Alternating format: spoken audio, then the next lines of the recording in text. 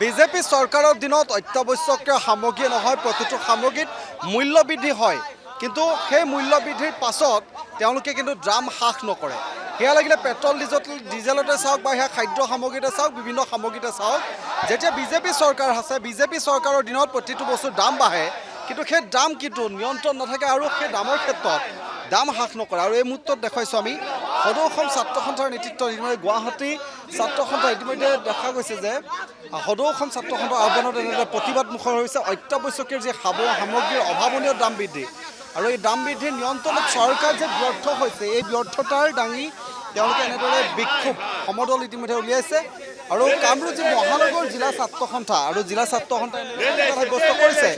কিন্তু সকলোতকৈ ডাঙৰ কথা, আপুনি যদি চাই কংগ্ৰেছৰ চৰকাৰ সময়ৰ পৰা আমি যি পেট্ৰল ডিজেল আপুনি যদি 55 টকাত ক্ৰয় কৰি আছিলে, সেই পেট্ৰল ডিজেলৰ দাম এতিয়া 100 অতিক্ৰম কৰিলে। অৰ্থাৎ বিগত 10 বছৰীয়া যি বিজেপিৰ যি 10 বছৰীয়া চৰকাৰ আৰু সেই 10 বছৰীয়া বিজেপি অসমত 10 বছৰ চৰকাৰৰ দিনতে এতিয়া প্ৰায় 50 টকাতকৈ বৃদ্ধি পালে।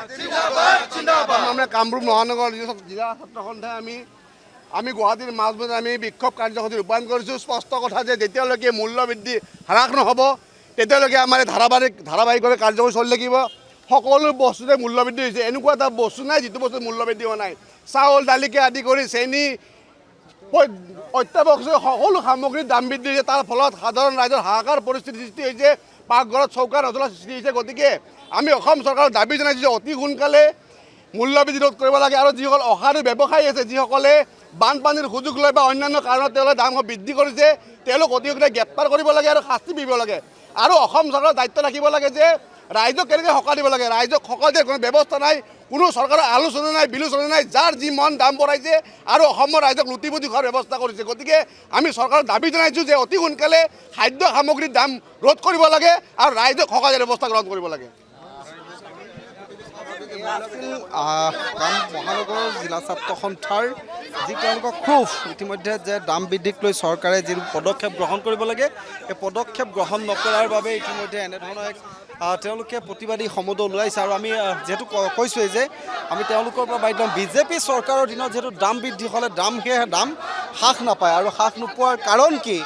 অৰ্থাৎ তেওঁলোকে বিজেপি চৰকাৰৰ সময়ত যিহেতু দাম বৃদ্ধি হয় আৰু সেই দাম বৃদ্ধি হ্ৰাস নোপোৱাৰ কাৰণবোৰ আচলতে কোনেই আচলতে বজাৰখন নিয়ন্ত্ৰণ কৰে বা বজাৰখনৰ নিয়ন্ত্ৰণ ইতিমধ্যে যিবোৰ প্ৰশ্ন আৰু সেই প্ৰশ্নবোৰ সকলোৰে মাজত আছে বা মনত আছে।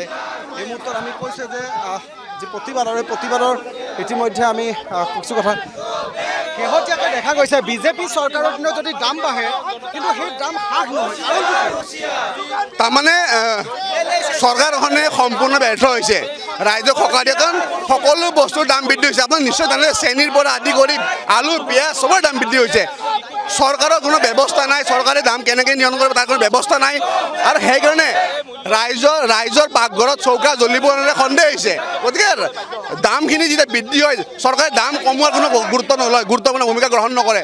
দাম বৃদ্ধি সুৰে দাম বাঢ়ি আছে, প্ৰত্যেকবিধ খাদ্য বস্তুৰ দাম বৃদ্ধি হৈছে, কিন্তু চৰকাৰে দাম বৃদ্ধি ক্ষেত্ৰত চৰকাৰ মৌন। চৰকাৰে দাম বৃদ্ধি ক্ষেত্ৰত চৰকাৰে মুখত খোপাৰি থাকে। চৰকাৰে মুখত খোপাৰি থাকিলে নহ'ব, চৰকাৰে ৰাইজক ক'ব লাগিব দাম বৃদ্ধি কিয় হৈছে, দাম বৃদ্ধি কেতিয়া কমাব। চৰকাৰৰ দায়িত্ব, চৰকাৰৰ প্ৰথম দায়িত্ব হ'ল দাম বৃদ্ধি ৰোধ কৰিবই লাগিব। দাম বৃদ্ধি ৰোধ নকৰা পৰ্যন্ত আমাৰ এই ধাৰাবাহিক কাৰ্যসূচী চলি থাকিব। দাম বৃদ্ধি হ'ব লাগে নে নালাগে? দাম বৃদ্ধি হ'ব লাগে নালাগে। আমাৰ সাধাৰণ জনতাৰ বহুত অসুবিধা হৈছে। আজি এটা দুৰ্যোগৰ সময়ত বানপানীৰ এটা অৱস্থাত যদি মানুহৰ পৰাই ইমান দামত বস্তু বিক্ৰী কৰে, আমাৰ জনসাধাৰণৰ বহুত অসুবিধাৰ সৃষ্টি হৈছে। সেইকাৰণে নিশ্চিতভাৱে চাওক এনেদৰে ইতিমধ্যে দাম বৃদ্ধিক লৈ এতিয়া সদৌ অসম ছাত্ৰ সন্থাৰ আহ্বানত কামৰূপ মহানগৰ জিলা ছাত্ৰ সন্থাই প্ৰতিবাদী কাৰ্যসূচী ৰূপায়ণ কৰিছে। যিকোনো খবৰৰ বাবে যোগাযোগ কৰক 9181 307 221 আমাৰ এই নম্বৰত।